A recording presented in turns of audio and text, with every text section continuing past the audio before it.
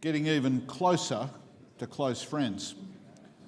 And our panel consists of three outstanding scholars who have different experiences ranging from foreign service through academia, research and writing. And I'm assuming that everyone's read the biographies of our three panellists. Truly outstanding. In Ambassador Yoshiji Nogami, Professor Robert Ayson and Dr. Tim Huxley. Now, it's a very interesting topic, and we're going to ask our panellists to contribute 7 minutes each, and then we're going to open it to some discussion. So the Ambassador is going to lead off, and Ambassador Nagami, I'm going to hand over to you. Thank you. Thank you. First, I would like to thank Peter and ASPI for inviting me to this very interesting symposium. The Defense White Paper 2016, contrary to what one normally expects from a governmental white paper, actually sends out some clear messages. The theme of this session, getting even closer to close friends, I think is one of the key messages. Of course, many people talked about how many times countries are referred to. The United States are referred to 128 times, and quite understandable. Whether undervalued or overrated or underrated, Japan is referred to 36 times. India 24 times. Of course, China is referred to 53 times, but obviously in a different and somewhat very ambivalent context. Needless to say, the Japan and Australia each have a treaty-based alliance with the United States. Japan and Australia bilaterally have, quote, if I may use the terminology from the paper, treaty-like agreements in wide range of defense cooperation. Japan at the moment, at present, has the acquisition and the cross-services agreement, APSA, with only two countries in the world, that is United States and Australia. Japan and Australia have had 2+4 foreign and defense ministerial consultations regularly for the past 6 years. Defense equipment technology transfer agreement is in place. Defense information security agreement is also agreed upon. Two governments are currently negotiating a reciprocal legal framework for respective visiting forces, something like a status of forces agreement for applicable to visiting forces. There have been a number of joint exercises, numerous joint exercises. A large-scale joint naval, the anti-submarine warfare exercise, is scheduled to start next week just off the coast of Sydney. In fact, we have accumulated plenty of tools. We have plenty of tools now in our toolbox. The $64,000 question is how to utilize this toolbox, and for what joint or shared objectives these tools can be utilized. I think this aspect is somewhat vague in the Defense White Paper. The first, it is a shared interest to see a stable Indo-Pacific region. The Japan-Australia or Japan-Australia-US trilateral cooperation can actually help contribute a lot to this. But particularly the role the United States security commitment has played in the region is, this is a crucial factor.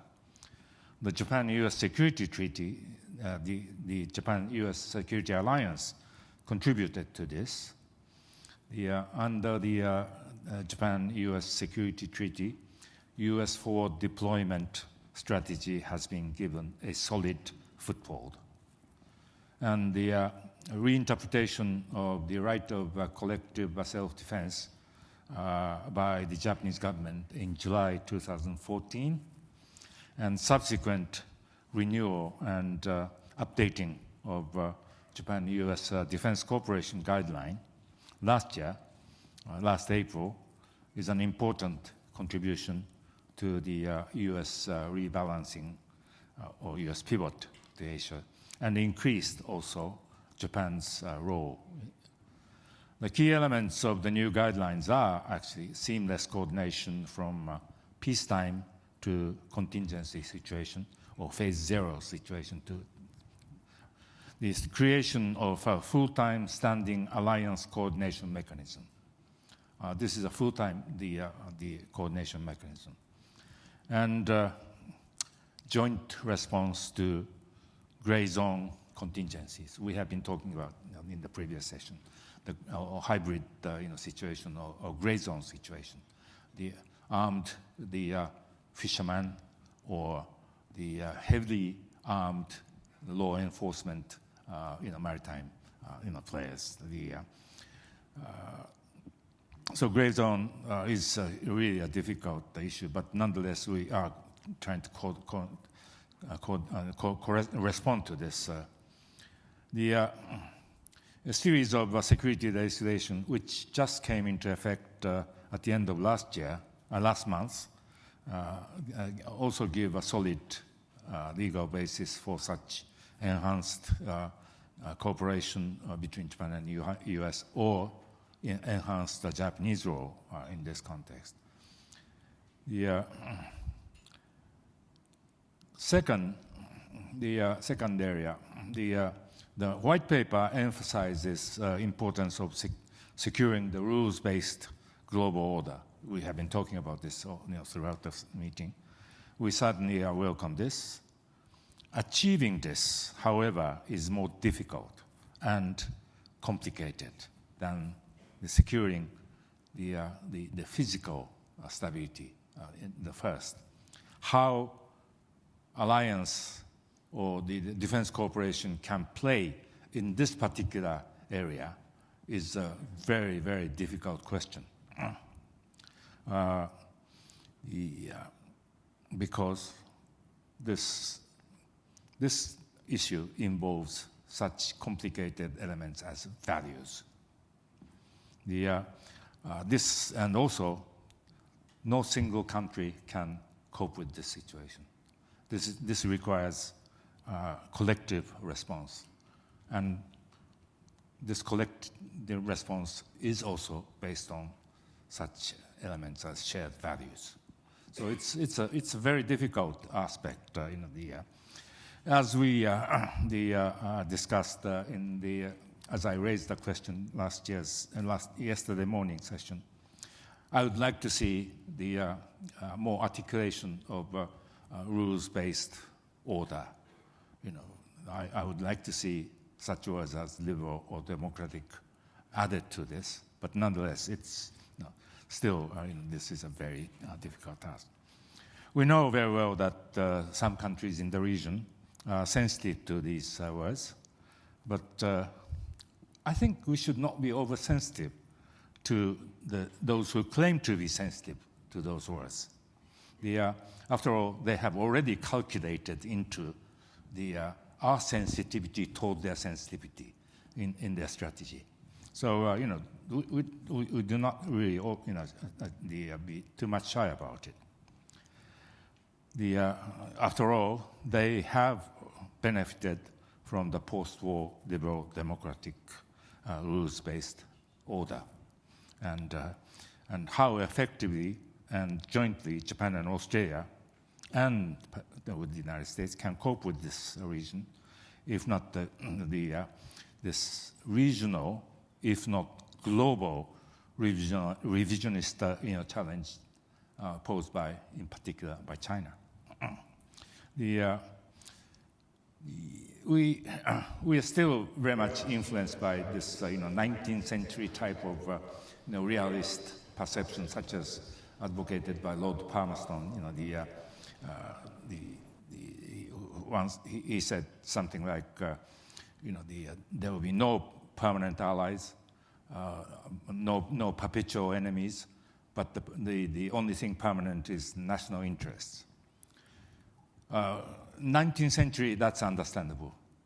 The 19th century realist perception, understandable. But we are now living in 21st century. And the 21st, what is the definition of national interest in 21st century? 21st century national interests are obviously different from a 19th century realist perception. For postmodern states like Japan or Australia, which are facing revisionist challenges from modern or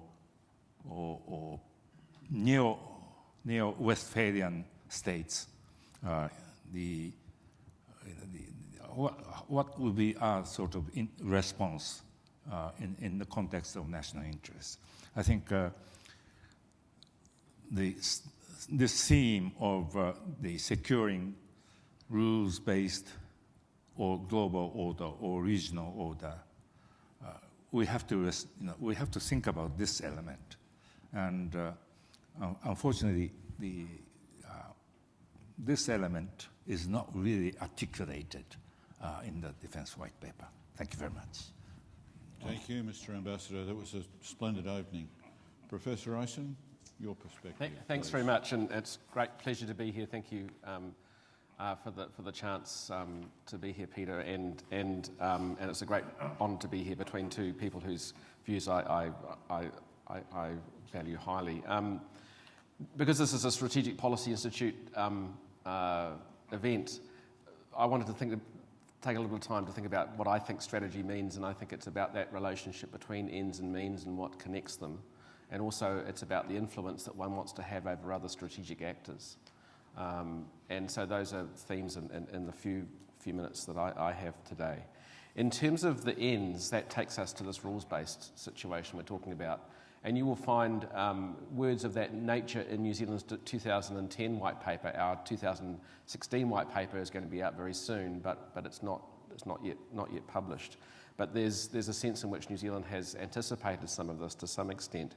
But what's interesting about those comments, including the commitment to a rules-based international order based on values sympathetic to New Zealand's own constitutional and legal heritage. There's a sense of New Zealand's involvement and commitment to that. But what does that mean for means? And one of the questions I've had over the last day and a half is how much are armed forces and armed force the answer to that problem?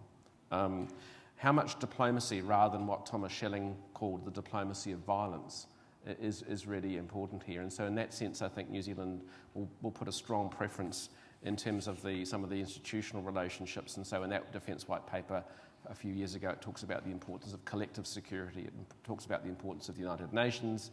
It talks about the importance of multilateral approaches. The world has moved on, of course, but I think that's really important. And we see that in terms of New Zealand's involvement in the Security Council at the moment.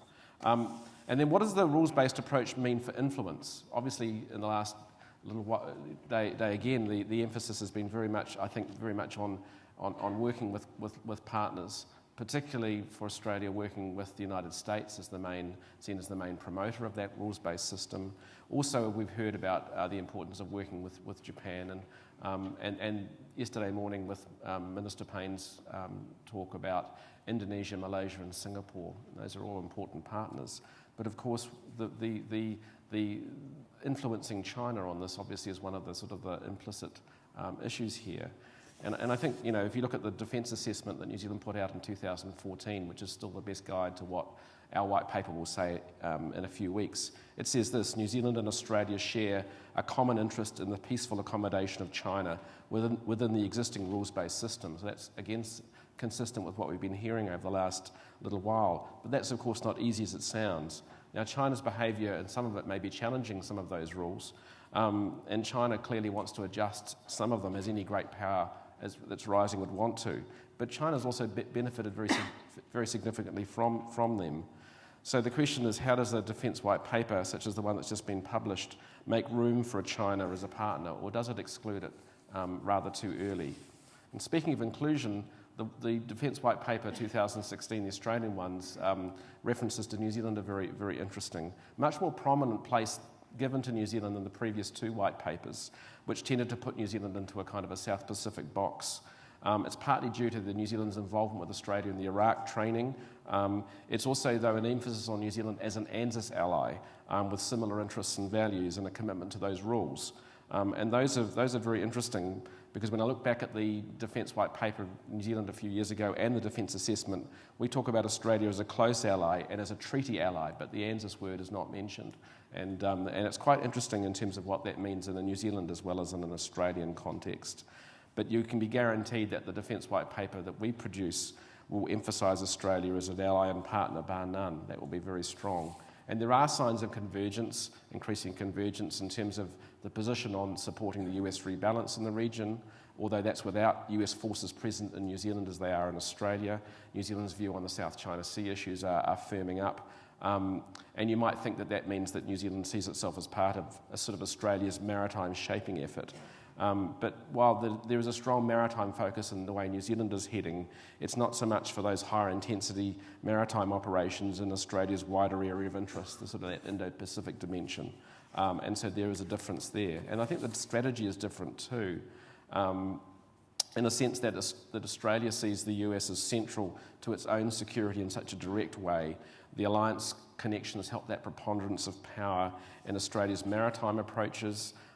There's also the way that there's the integration, the level of integration between the ADF and its US counterparts for those coalition operations in the Indo-Pacific and further afield. It's as if the US alliance is that golden thread that holds the document together. Now, closer connections with the United States are a clear priority for New Zealand, and there's been a warming in that relationship. But clearly the priority remains in terms of interoperability, that with Australia as the major partner. And I think that's going to be reflected in the New Zealand government's thinking on the replacements for the three big capabilities. And in our sense, that's not submarines, joint strike fighters, or air warfare destroyers. That's C-130s, P-3s, and the frigates. Two of the latter. And I think on the whole, New Zealand will continue to use South Pacific requirements as the major geographical shaper of force structure requirements, which is a different view, I think. Although in this forthcoming white paper, there's going to be a stronger emphasis on Antarctica and the Southern Oceans in New Zealand's thinking. And that means the immediate neighbourhood will remain very important to New Zealand in thinking about the relationship it has with Australia.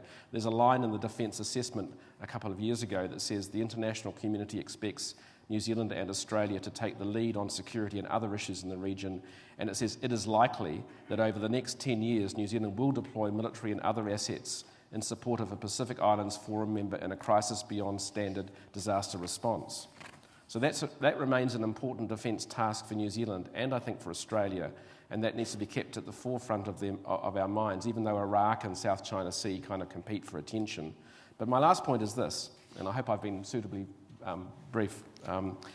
When we're thinking about defence tasks, and that South Pacific contingency is one of them, and there are others as well, these act, I think, as an important bridge between ends and means. I mean, I think there are lots of strong statements in the Australian Defence White Paper about the ends and about the means. But the issue to me is what are the defence tasks, the specific defence tasks that connect those things together?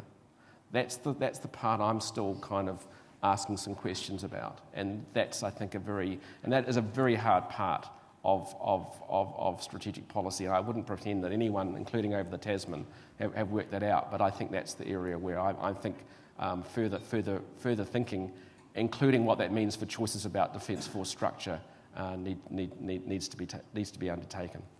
Thank you. Thank you, Robert.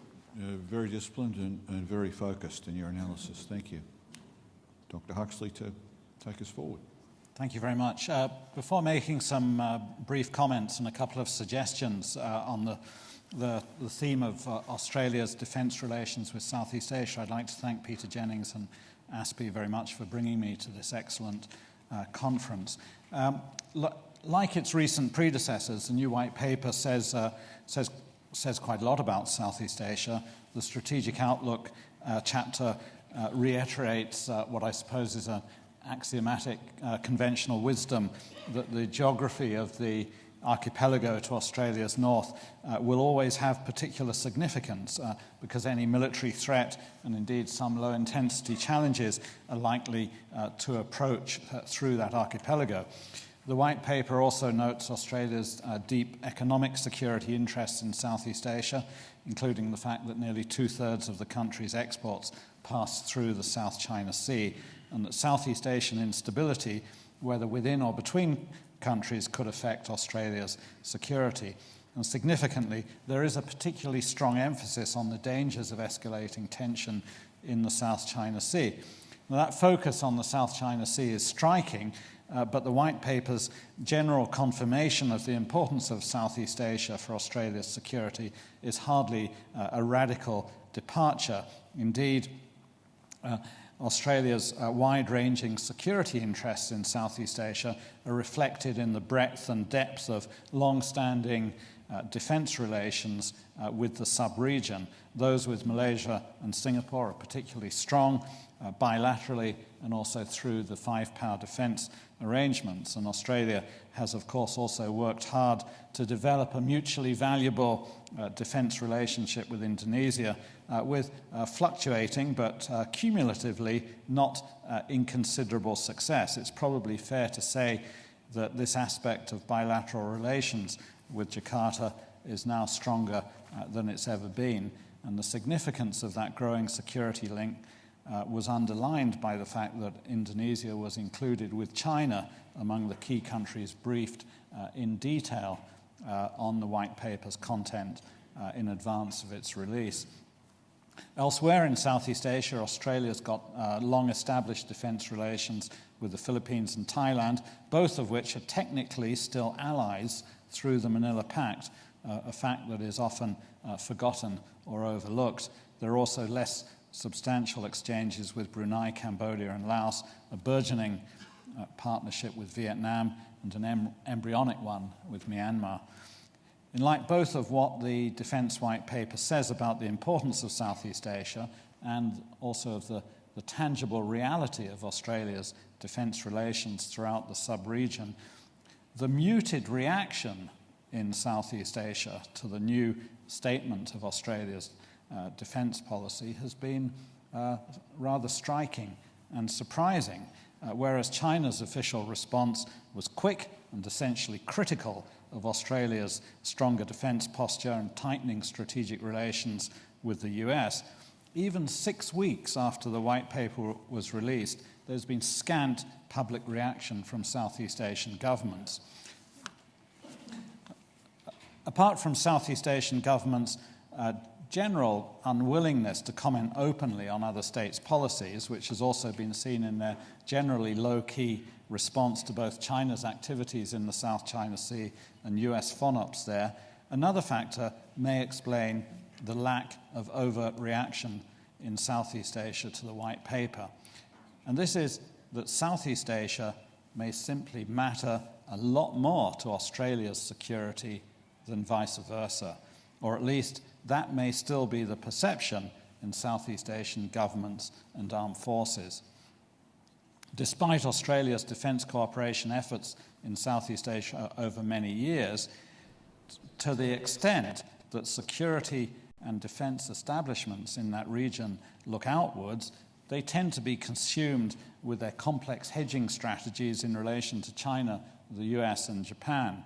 And that's been the case particularly over the last several years as Chinese activity in the South China Sea has escalated, the US has implemented the rebalance, and Japan, under the Abe administration, has increasingly sought to make common cause with some Southeast Asian governments facing Chinese assertiveness. And at the same time, all too often, Southeast Asian countries still regard each other with suspicion in strategic terms. And collectively, those demands may not have left much time, energy, or inclination to focus on defence relations with Australia. I think one challenge in implementing the White Paper will be to change that equation with Southeast Asia.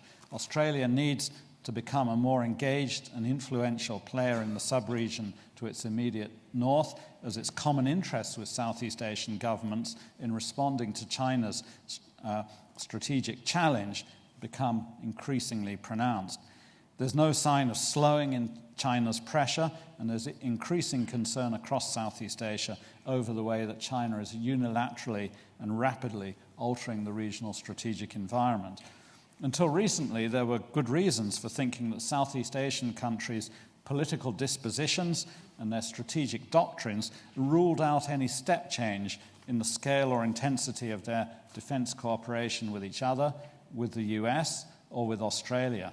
But China's actions in the South China Sea are bringing about a serious rethinking of external security policies in at least some Southeast Asian political and military establishments. Unless there's a substantial change in the trajectory of China's policies, the White Paper's prescription for the essentially incremental development of defence relations in Southeast Asia could well be overtaken by events. There are new possibilities for defence cooperation in the region opening up, and Australia needs to start thinking now about how it might align its strategy and policy with those opportunities. To pick up a point made by Ben Schreier yesterday, possibilities such as what he called a quasi-alliance with Indonesia should not be ruled out. It's time to think more adventurously.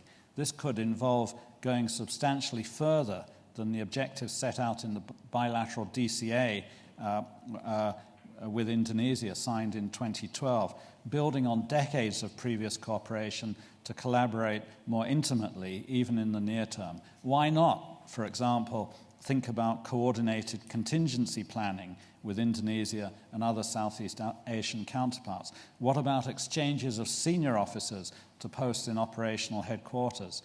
And as Southeast Asian concerns over China evolve, it might become necessary and possible to consider even closer coordination between the ADF and some regional armed forces, including establishing joint formations such as an Indonesia-Australia Maritime Task Force or a Singapore-Australia Air Group.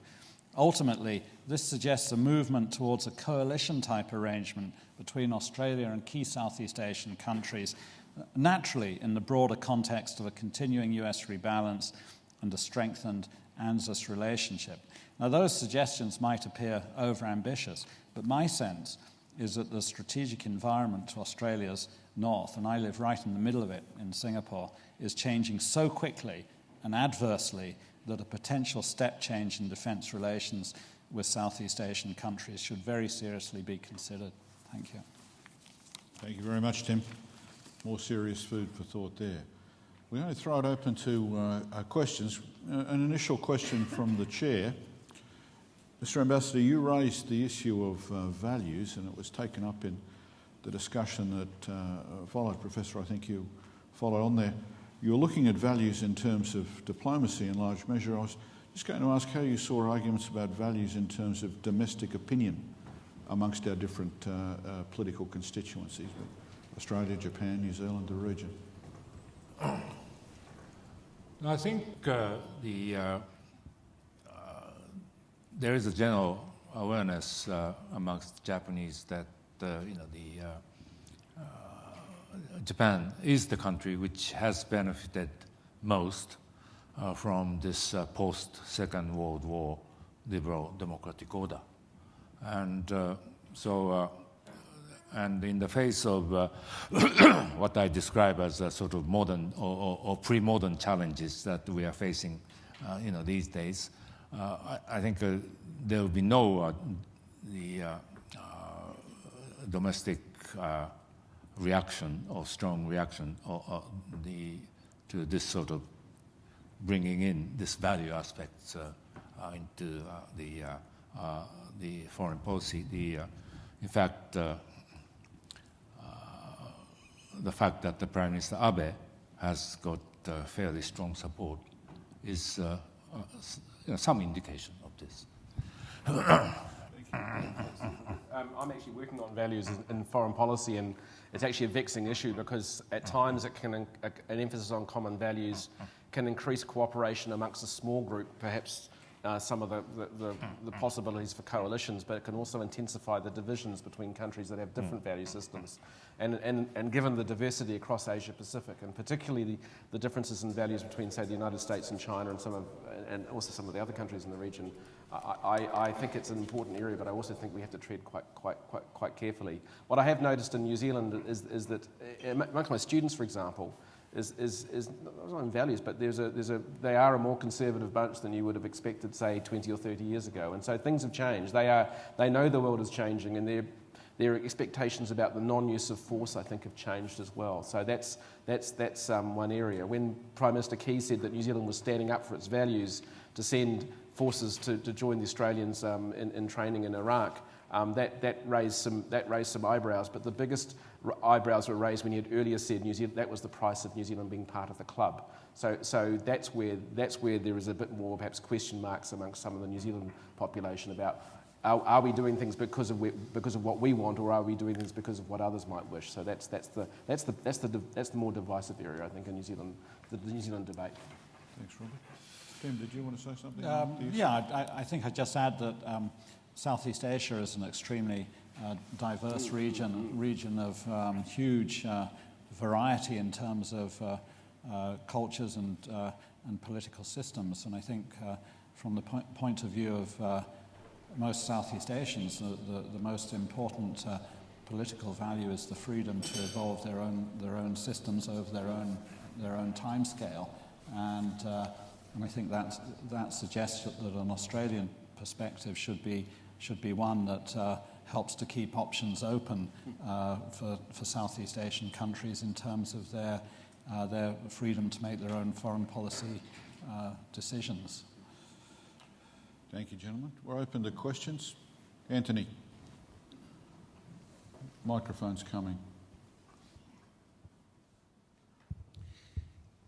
This to the Ambassador. You mentioned that we're just about to conclude a status of forces agreement. I wonder, could you set out what Japan expects from such an agreement?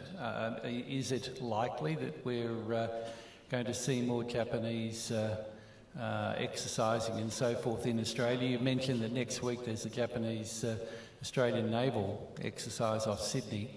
But just what is the expectation once we've concluded this status of forces agreement from your side? What is it you expect from it? Thank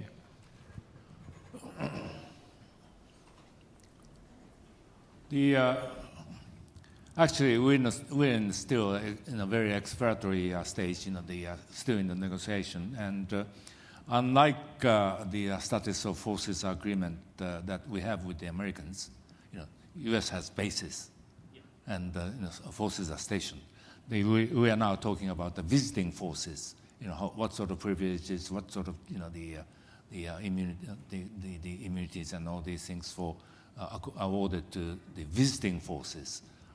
But nonetheless, instead of ad hoc arrangement, I think both governments think that this treaty or the administrative arrangement or whatever they may be,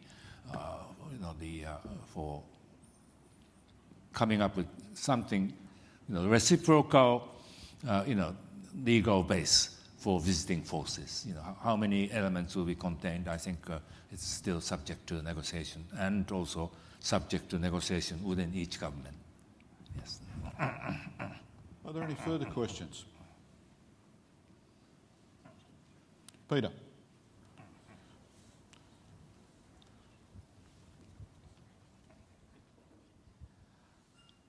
Tricky question for Rob Ayson. So you want 2 frigates, Rob. Have you heard about the continuous build strategy that we're thinking of unfolding here in Australia?